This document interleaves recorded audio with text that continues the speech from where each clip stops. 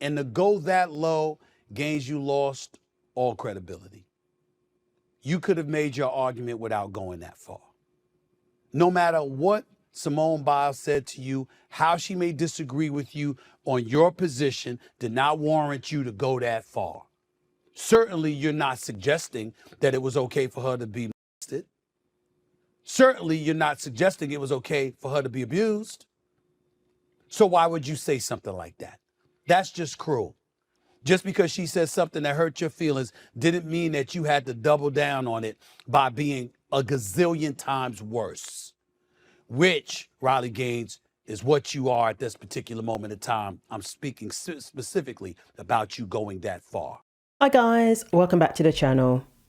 So you saw there Stephen A. Smith gave his reaction to Riley Gaines, bringing up Larry Nassar and warning Simone Biles where this allowing males to compete in women's sports can lead. That's how I took what she said. But Stephen A. Smith decided that what she said was a million times worse than what Simone said by initially attacking Riley out of nowhere. And I am telling you, what he said clearly backfired, because if you look at the like to dislike ratio on the video, it's half and half. It has 2.4 thousand dislikes. More dislikes than likes. You can see I disliked it as well. So it wasn't well received. I believe this comes from people not understanding or refusing to understand that what Riley Gaines went through and what the other female athletes went through in regards to Leah Thomas was abuse. People cannot understand that for some reason, or they just lack the knowledge of exactly what these female athletes went through and are still going through. Female athletes are not only being made to compete against male athletes if they want to participate in sports, they're also being forced to share locker rooms with them. People are refusing to understand that or refusing to see the full extent of what has been allowed. And it's sickening, it really is. So to Stephen A. Smith's credit, he invited Riley Gaines onto his show for them to actually discuss all of this. And I think that's great that they can sit down and discuss it amicably. So they start by talking about the issue of men competing in women's sports, where they both stand. I personally feel that Stephen A. Smith plays it safe. He's been doing that for the longest time. He's criticised Kamala, for example, during her campaign, but yet turned around and said, I'm still going to vote for her anyway. He claims that he's always taken this stance. When you're talking about women competing in sports against transgender women, men transitioning to women, I side with you 1,000%. I have no problem with your position whatsoever, and I'm not scared to say it, and I've never been scared to say it. I think that's absolutely the right thing to do. Women should be competing against women. Men should be competing against men, and transgenders should be competing against transgenders. I have no problem with it whatsoever. I'm not convinced, or at least he hasn't spoken out against it publicly, this whole time. It's only now that it's become popular that he's now speaking out. That's how it comes across to me. But Riley explains where she stands, and she explains what has happened to her, the full extent of what has happened to her, just because she's taken the most common sense stance you can take on this issue. How much resistance have you experienced since you've taken those stands? Man, I think back to 2022, where it was certainly not as favorable as it is now to say the controversial thing that men and women are different. I've been in situations where my well-being, my safety is at risk. I've been held captive for over 5 hours, 4.5 hours-ish, actually, in San Francisco, where a mob of protesters demanded that I had to pay them money if I wanted to make it back home to see my family safely again. Even just a month ago, not even a month ago, in Seattle, I had human feces thrown at me. In Portland, there were about 5 people arrested for trying to terminate my life. And again, Stephen, I think my take is just about the least controversial take on the entire planet. So even up until recently, she said just a month ago in Ratched, Seattle and Portland, people have been throwing feces, not even just feces, human feces at her, even just a month ago. So despite the majority of people in this country openly saying that they're against it now, this is still going on. Women who speak out about this topic are still risking their safety. They're still encountering lunatics who are intent on pushing this. So it's still a risk, and that's why there's women who are still afraid to speak out. Female athletes who are dealing with it, who are still afraid to speak out. They have been violated in so many different ways, even their freedom of speech has been infringed upon. So then they do go on to talk about Simone Biles, the initial back and forth. Simone Biles out of nowhere just tweeted about Riley and said, "You're truly sick," and all of that. But what Riley stresses is how disappointing it was. Riley Gaines has a young sister who does gymnastics, really looks up to Simone Biles, or someone of Simone's caliber, a female athlete who has achieved what she has achieved, to then turn around and defend male athletes competing in the women's category. She said that was worse than the personal attack. Simone, her illustrious career, what she's done for the sport of gymnastics, what she's done for women's sports in general, much broader than gymnastics. I have looked up to her and admired her. I mean, I watched her compete in 2016, 2020, 2024, the past 9 years at this point. I've admired Simone Biles. So when I got this notification on my phone that I had been tagged in something on X from Simone, I was like overwhelmed with excitement and starstruck. And I click on it and I read what you just said out loud. And I read it again and again, and I clicked the profile, and then I went back and I clicked the profile again to make sure it was really Simone Biles. This wasn't a fake account, and it really was Simone Biles. And I was heartbroken. And I'll tell you what, I wasn't heartbroken because of the personal attacks, because of her calling me a bully or saying that I'm disgusting or truly sick or whatever she said. It wasn't that hurt my feelings, because I'm a very secure person. I'm secure with myself. I'm secure with the side of history that I'm on, very happily married for 3+ years. Like, none of those personal attacks bothered me. But what did bother me is knowing the platform that she has and how she was so quick in such a venomous way to sell out young girls like my little sister. My little sister's 16 years old. She's an elite level gymnast. I come from a family of athletes. Like, my dad played professional ball, SEC Hall of Famer.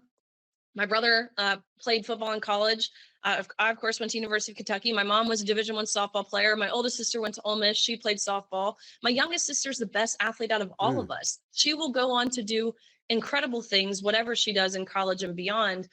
That's why my heart broke. So they discuss Riley's tweet and what led up to Stephen A. Smith taking the stance that he took. And his whole demeanor is completely different now. He's not calling her out and saying she's a million times worse than Simone for what she tweeted and, I was with you until that point. His demeanor has changed now, because I think a lot of people react out of ignorance, or they just basically haven't taken the time to look into it. Riley wasn't trying to hit below the belt and, just hurt Simone. She was trying to warn Simone. The very thing that you spoke out against happening to female athletes, and rightly so, and very bravely spoke out against it, is the same thing that Riley Gaines spoke out about as well. Female athletes suffering abuse. They've both spoke out about the same thing. So when Simone was advocating for men to compete in women's sports, she needed to be informed exactly what she was advocating for. And that's all that Riley did. Stephen A. Smith, he couldn't say anything after that. But I wish he had thought about what he was saying to begin with. It's easy to say, how can you bring that up, Riley? Because it's a very sensitive topic. So it's easy to attack Riley for being brave to actually bring that up. I thought it was very brave of her, but she could have played it safe. In your response to Biles, you brought up Larry Nassar, and that's the only thing that you said where I took issue. I took umbrage with what you said, because you brought him up. This is the former national team doctor who sexually abused multiple U.S. gymnasts, including Biles, under the guise of quote-unquote medical treatment. You wrote, quote, all the horrific sexual abuse Simone Biles witnessed and spoke out against caused by one man, yet believes women should be forced to strip naked in front of men to validate the man's feelings. You know how many gold medals you'd have if your inclusive dream came true? 0. That was the only thing that I criticized you for, because I thought that was really, really below the belt, considering how heinous of an individual, how despicable Larry Nassar was, and what Simone Biles was subjected to because of that man. Yeah, and plenty of female athletes, young girls and women, are subjected to abuse because of stupid policies that say that men can compete in sports against girls and therefore are allowed into the locker room. That's what Riley was pointing out. And I don't understand how people can't see this. It's they only think that it's about, I don't want to compete against the male athlete because they have an advantage. They think it's just about that. It's as if they completely missed the part where Riley has said repeatedly that she was in the locker room with a 6'4", fully intact man. She has said that repeatedly, and I don't understand why people allow that to just go over their heads. Or they think that identity overrides that and they're supposed to just be okay with that. They can't even think for 1 second to understand that this was a form of abuse too. Nobody should be okay with that or should want their daughters in that situation. People should have been up in arms about that. But instead, we've got people saying, oh, she's just a sore loser, or they don't have an advantage. There's no evidence that trans women have an advantage over cis women. There's no evidence. There's people still saying that. USA Today, publishing that nonsense. And they never address the locker room situation. They never address the girls that were in a locker room with their coach. Little girls in a locker room with a grown man. They never address that. They never address the female athletes who are in showers with male athletes, in showers. Or the fact that clearly this will attract predators, this will attract perverts who want to use this opportunity to have access to women and girls. Why was that never discussed? So Riley wasn't trying to hit below the belt. She was trying to educate Simone and give her a dose of reality. This isn't just about, oh, let the kids play sports, let him play. It's a lot more sinister and deeper than that. And quite frankly, Stephen A. should know better. He should know better by now, especially if you claim to be somebody who's always taken this stance. Then you should also understand that we don't want little girls in the locker room with boys and men. You should also understand that. Individual, how despicable Larry Nassar was and what Simone Biles was subjected to because of that man. Any regrets at all about saying that, bringing up Larry Nassar is what I'm asking. I stand by what I said 100%, but let me provide a little context. Okay. First of all, for clarity, I believe Larry Nassar is a monster and who should spend every single waking second for the rest of his life miserable and rotting away in prison. There's no, me and Simone certainly agree there. Context here for the situation, again, that my own personal experience that I can speak to. I don't know if you've ever been inside of a locker room, specifically a locker room on a pool deck, right? It's an open space. It's basically like a large square. Okay. There is no stalls beyond the stalls that you use the restroom in, but you're not putting your suit on or, of course, showering in those stalls. Okay. Does it get more perverted than being in a shower, which is typical for a swimming locker room, especially you're in the chlorine, you get out, you're in the pool 5 times a day, you rinse off. Does it get more perverted than standing in the shower, totally undressed, when a 6'4" man approaches you, stands in the shower head next to you, undresses himself, fully naked, fully intact, and watches you shower? That's the context I was drawing. And to me, that is sexual abuse. What me and my teammates had to go through was certainly sexual abuse. Again, for clarity, I think what Simone, her teammates went through is condemnable and punishable beyond what we face. Again, there's no doubt in my mind there. There's no justification for putting female athletes through that. So I'm so glad that she says that she stands by what she tweeted. She stands by the post, as she should. But to try to normalize this, or in Simone's case, attempt to silence those who speak out about this. That's the conclusion I was drawing here. No girl should have to go through this, whether it is rape, whether it's unwanted touching, whether it's voyeurism, whether it's indecent exposure. And no woman should ever, ever be shamed for pointing out when men are abusing women. I found a video of Simone testifying before Congress, this same seat I have found myself in. I've testified before Congress and the Senate many, many times, and I listened to the part of her testimony. I posted a video of it, a little clip of it, where she's, of course, speaking to the abuse, speaking to how horrific, speaking to how no woman should have to go through this again. And our messages sounded the exact same when I sat in that seat. Exactly. Their messages sounded exactly the same, saying, why didn't you protect us? Why did you have measures in place that are there to protect us? Where were those measures? They said the same thing. She got emotional in her testimony. I got emotional in my testimony describing this. That's the conclusion I was drawing here. Again, it is easy to condemn Larry Nassar, but I believe it should be just as easy to condemn those who attempt to normalize or think it's not on a scale of gross sexual offense against women and girls to have men undressing and showering next to women. Riley, I can push back, but I won't even try. And the reason why I won't even try is because you make a very, very valid point. First of all, your personal experiences. Secondly, you're a lady. I am not. And so when you talk about what's offensive to you, one of the things that I have a problem with, particularly with people on Capitol Hill, is when men are trying to tell women how they should feel about their experiences as if they know. It's one thing for you to have an opinion, but it's another thing for you to come across as if you know something it's impossible for you to know. I can never know what Riley Gaines just alluded to other than how you explained it. So I really appreciate that point, and I thank you for it. So Stephen A, he says he's not going to push back because he's a man and he's not a woman, and you know he doesn't have the same experiences as women. But you don't have to be a woman to understand that no girl should be in the locker room with a man who's in a state of undress. No sporting body should allow that. No school, no college should allow that. You don't have to be a woman to understand that. You could be a father, you could be a brother, or you could just be a decent human being and understand that that is wrong. So it's almost like when men say, oh, I can't talk about abortion because I'm a man and you know, it's not my body or thing, you know, it reminds me of that. That's how he's speaking here. It's not about that.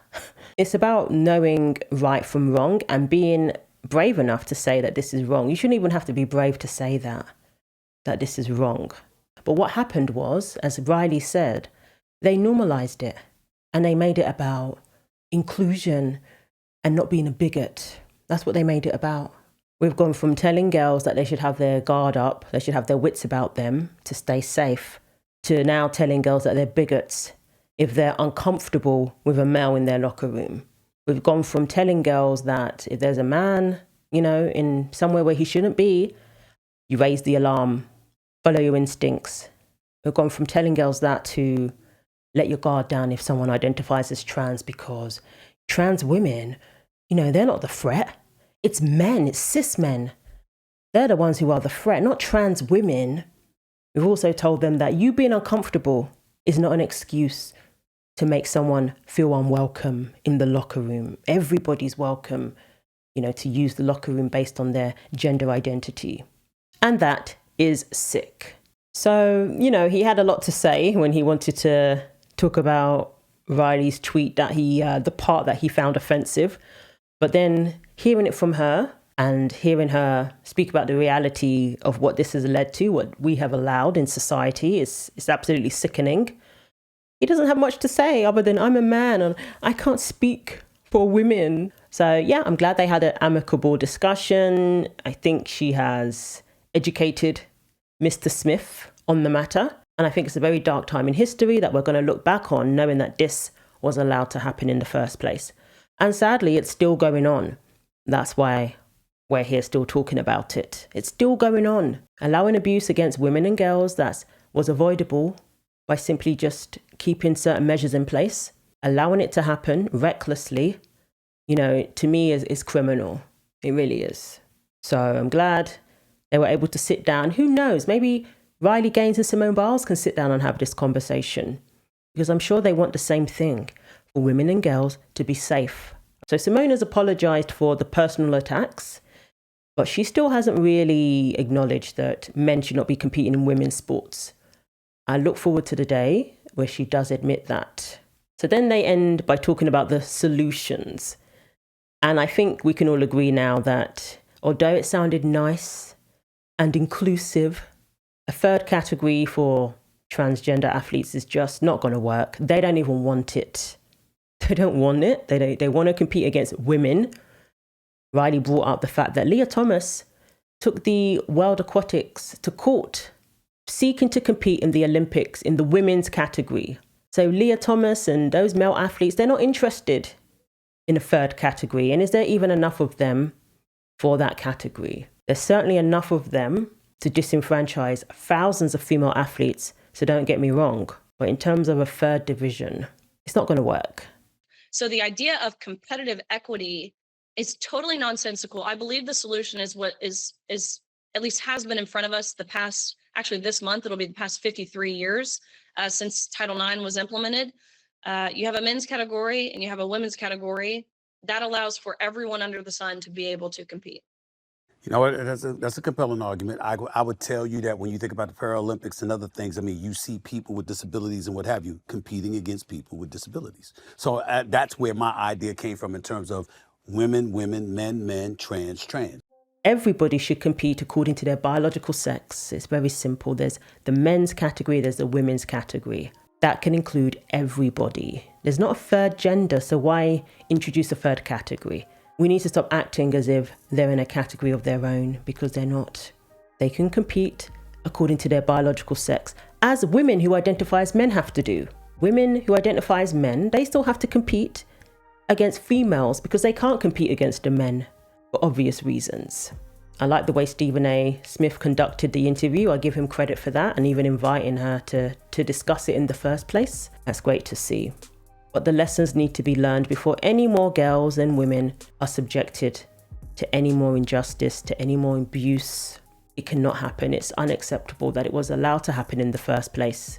So let me know what you think. Do you think Stephen A. Smith has redeemed himself after that rant he went on? So thanks for watching. Like, comment and subscribe. Take care of yourselves, and God willing, I will see you in the next video.